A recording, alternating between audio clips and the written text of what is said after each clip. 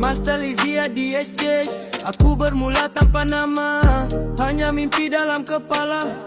Orang tengok sebelah mata, tapi aku jalan juga.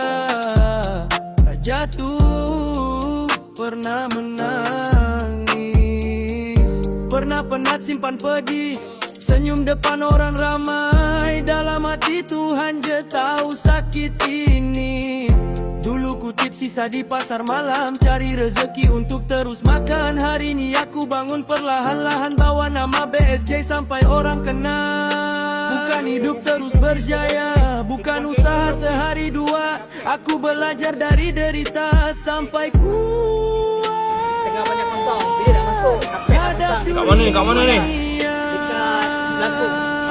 Kalau jatuh bangun lagi, kalau gagal cuba lagi. Tak kisah orang nak kata apa, aku tetap jalan sampai berjaya. Sebab aku percaya rezeki datang pada orang yang tak berhenti. Dan satu nama tetap di hati, Master Lizia di SC. Okay, Assalamualaikum guys. Hari ni saya berada dekat kedai nasi. Hanya mimpi dalam kepala, Program tu panjang mat. Mana-mana lucu, orang rasa tengok masih sebelah motivasi. mata.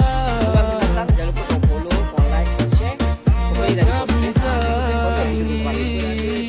Master Lizia di SC. Kadang-kadang belakang saya, tidak ada apa-apa. Please.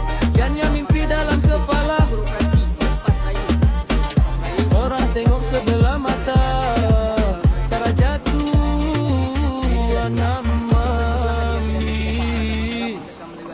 So korang jangan lupa korang follow saya dulu kan. Korang follow saya, korang like, korang share dan save.